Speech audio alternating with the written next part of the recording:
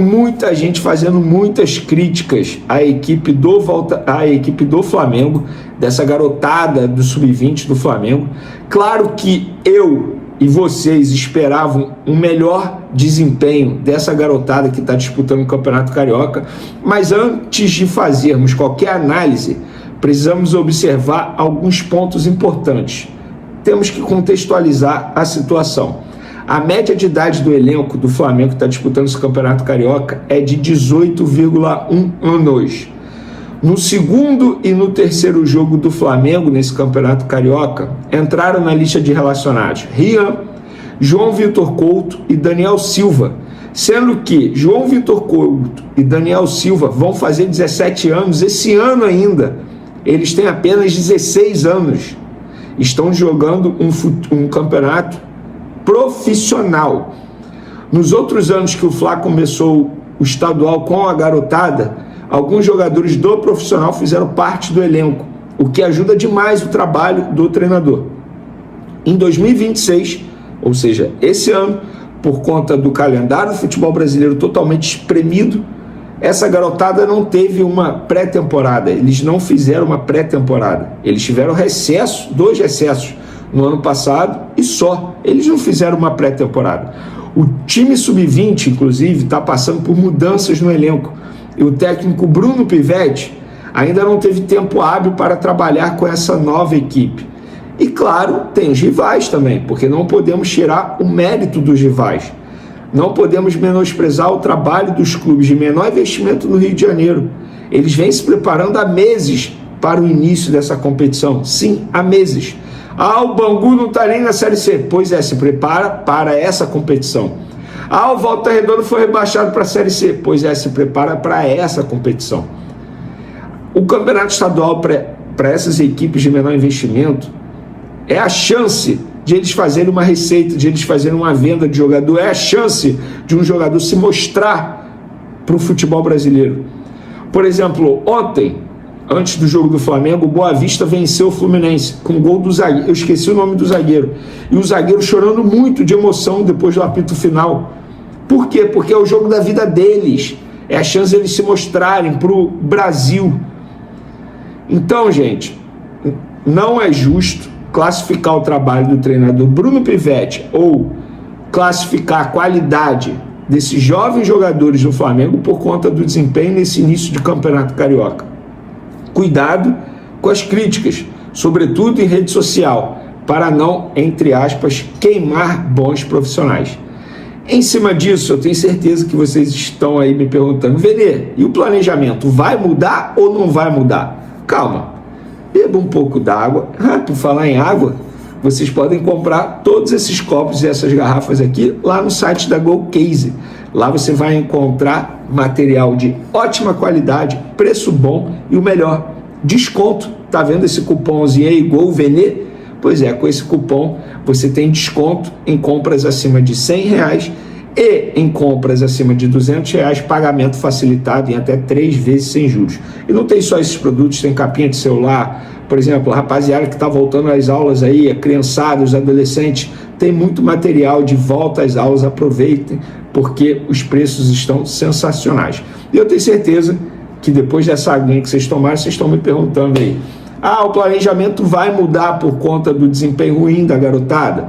Por quê? O planejamento do time profissional é voltar na primeira rodada do Campeonato Brasileiro, no dia 28, ou até mesmo na Supercopa do Brasil, no dia 1º de fevereiro. E por conta desses 3 jogos que a garotada não deu conta, pelo menos até o momento, sem nenhuma vitória, muita gente pede o retorno do time profissional para fazer pontuação, para não ter risco de rebaixamento no Campeonato Carioca. Até a gravação desse vídeo aqui, eu estou gravando esse vídeo domingo, dia 18 de janeiro, 1h33 da tarde. A pessoa acabou de me responder. Planejamento mantido. Planejamento mantido. Ou seja, eles não vão botar o time profissional todo, pode ser um ou outro jogador ali, voltando contra o Vasco, até mesmo contra o Fluminense, mas o planejamento está mantido. Da grande maioria dos jogadores voltando no dia 28 de janeiro ou até mesmo no dia 1º de fevereiro. E aí, essa pessoa ainda me explicou o seguinte: Vene, a apresentação do elenco depois das férias foi no dia 12 de janeiro, sendo que 2 dias são exames médicos, testes físicos, ou seja, dia 12 e dia 13 eles não foram a campo, fizeram testes físicos, tá? Para vocês entenderem. Aí eles foram a campo no dia 14, treinaram no campo, no dia 15 treinaram no campo, no dia 16 treinaram no campo, no dia 17 treinaram no campo. Dia 18 hoje, confesso para vocês que eu não sei se eles foram a campo ou não. Como é que... Aí, supondo, dia 19 treina, dia 20 treina. Como é que vocês vão botar o elenco profissional para disputar um clássico contra o Vasco com 6 dias de treino no campo depois de férias? Férias. Por mais que eles estivessem seguindo um planejamento durante as férias, aquela tal cartilha, mas é totalmente diferente. E a equipe do Vasco voltou antes. Inclusive o time profissional do Vasco jogou a primeira rodada, o time titular. Fernando Diniz colocou o time titular. Então, pessoal, não tem como você querer o time completo contra o Vasco da Gama. Talvez contra o Fluminense, repito, um ou outro atleta possa pintar ali. Mas o planejamento tem que ser mantido, gente. E tá certo. Diante do cenário do futebol brasileiro, o calendário do futebol brasileiro, o Campeonato Carioca para o Flamengo não vale de mais nada. Nada. O Campeonato Carioca do Flamengo virou um campeonato durante pré-temporada. E é isso. E tá tudo bem. O Flamengo tem que mirar o Brasileirão. O início é dia 28 de janeiro, gente. Uma partida...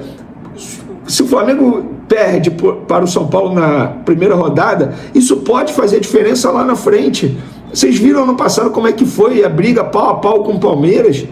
E como um ponto faz muita falta. Então, gente, assim, não dá para você querer mudar o planejamento por conta do Campeonato Carioca. Ah, mas o Flamengo pode ser rebaixado, ó. De verdade, como jornalista e como torcedor, não faz mais a menor diferença. Repito, o Campeonato Estadual para o Flamengo virou torneio de pré-temporada. É isso. E tá tudo bem, tá? E tá tudo bem, não tem que mudar planejamento, coisa nenhuma por conta de Campeonato Estadual. E eu, nesse meu discurso, não quer dizer que eu sou contra o estadual, não. O estadual é importante, sim. Eu não sou contra acabar o estadual, sou a favor de diminuir o número de rodadas, como já aconteceu esse ano. Então o Flamengo está certo, o planejamento tem que ser mantido. Falando agora de outros assuntos, Paquetá, eu avisei a vocês, não teve dia D na sexta, não era dia D, não vai ter dia D, é um assunto que vai demorar a ser resolvido, vocês precisam botar isso na cabeça de vocês. Eu entendo a ansiedade, eu entendo, entre aspas, o desespero de querer ver logo o Lucas Paquetá com a camisa do Flamengo, mas não vai acontecer agora, vai demorar esse assunto. Não tem nenhuma novidade hoje, dia 18 de janeiro. Pode ter, a qualquer momento. Agora, eu avisei que não seria resolvido de um dia para o outro. Tem que ter paciência, tá? Michael, novamente a imprensa lá de Santos noticiando. Santos avança na contratação. Gente, não avançou coisa nenhuma, não tem nada avançado. A situação é a mesma. O Santos quer pegar o Michael por empréstimo, com o Flamengo pagando 40% do salário dele. Não faz o menor sentido para o Flamengo aceitar uma situação dessa. O Santos pode querer negociar, comprar o jogador, o Flamengo senta para ouvir, beleza. Agora, desse jeito eu concordo totalmente com a diretoria do Flamengo. Não dá para fazer, né? Como é que você vai emprestar Michael pagando 40% do salário dele, que é alto? Não faz o menor sentido. Eventualmente ele pode ser relacionado, ser utilizado, ou o Santos paga o salário dele integral, enfim. Dá um jeito para chegar a um acordo. Agora, dessa forma que o Santos propôs, o Flamengo até o momento não aceitou. Então, o que acontece? O mercado se movimenta muito na reta final por razões óbvias, né? Está acabando o prazo, tem que negocia agora. Pode ser que apareça uma oportunidade, mas o Flamengo quer contratar para o ataque um jogador com características muito peculiares, né? Que se encaixe naquilo que eles esperam desse atacante. Não é uma coisa só do Felipe, não, tá? É do clube também. Essa contratação do Lucas Paquetá é do Flamengo, não é do Felipe. Não é o Felipe que está pedindo, é o Flamengo que está vendo para onde vai contratar. E o Flamengo se propõe nessa temporada especialmente a contratar o que ele achar que deve, não só o que o técnico pede, para evitar o efeito Sampaoli, que pede vários jogadores, como pediu o Alan, vai embora e deixa o jogador lá. Aí outros técnicos acabam não aproveitando, o cara não rende, você fica com o jogador. Eles querem evitar isso, ou minimizar essa questão.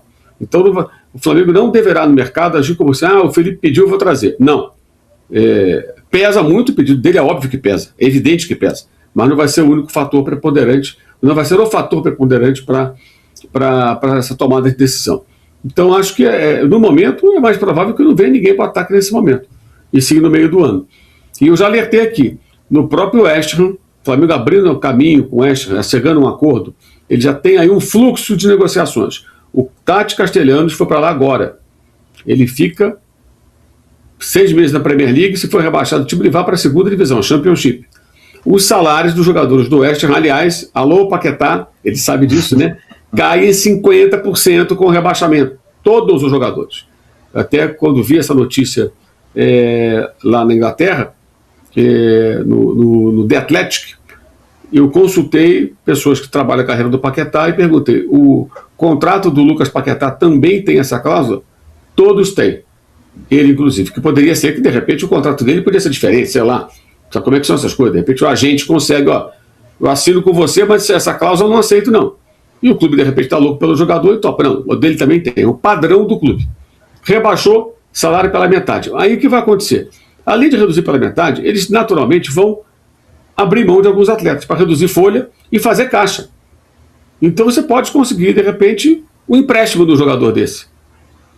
Porque o cara não queria vir para a Europa, sair da Europa naquele momento, agora nessa janela. Na passada, o Flamengo tentou o argentino.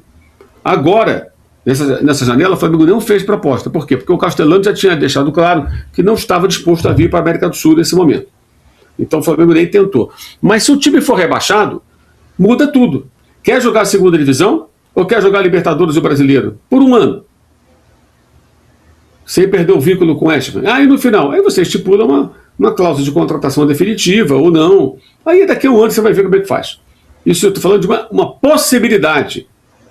Gente, uma possibilidade. Que hoje não existe. No meio do ano, isso pode acontecer. Falaram aí do André, a mesma coisa. O volante do Fluminense. Ótimo jogador. O time está com pé e meio na segunda divisão, o Wolves. Se for rebaixado, é possível, de repente, você trazer um jogador como ele. O Arias é a mesma coisa. Né? O João Gomes falam no interesse do Napoli. Então, acho que esse é mais difícil. Tem mercado. O André também deve ter mercado. Os três têm mercado. Segundo informações do jornalista Antônio Carlos, o Flamengo segue atento ao mercado e trabalha nos bastidores para tentar a contratação de Richard Rios, volante que passou pelas categorias de base do clube. Ganhou projeção nacional com a camisa do Palmeiras e atualmente defende o Benfica, mas que não vive um bom momento no futebol europeu, principalmente por conta da falta de sequência de jogos, situação que tem gerado insatisfação no jogador, que entende estar em uma fase importante da carreira e tem como grande objetivo disputar a próxima Copa do Mundo, o que torna fundamental atuar com regularidade e em alto nível. E diante desse cenário, o Flamengo surge como uma excelente oportunidade, tanto pelo projeto esportivo quanto pela identificação do atleta com o clube, já que Richard Rios vê o rubro-negro como um ambiente ideal para recuperar protagonismo, ganhar confiança e disputar grandes competições como o Campeonato Brasileiro, a Copa do Brasil e a Libertadores, fatores que pesam bastante em sua decisão. Internamente, a diretoria do Flamengo avalia que a situação do jogador no Benfica pode facilitar uma negociação e pretende acompanhar de perto os próximos passos, buscando avançar no momento certo. A ideia do clube é oferecer um contrato de 3 anos, apostando na qualidade, na intensidade e na rápida adaptação do volante ao futebol brasileiro, além de entender que ele pode agregar muito ao meio-campo com força física, marcação e boa saída de bola. O Flamengo mantém o planejamento de montar um elenco cada vez mais forte e equilibrado, com opções de alto nível em todos os setores, visando brigar por títulos em todas as competições que disputar ao longo da temporada. Agora eu quero saber a opinião de vocês. Richard Rios será um grande reforço, sim ou não? Deixe sua opinião no comentário. O melhor comentário eu vou fixar. Não esqueça de curtir o vídeo e inscreva-se no canal para não perder nada do Flamengo. Até a próxima e saudações rubro-negras.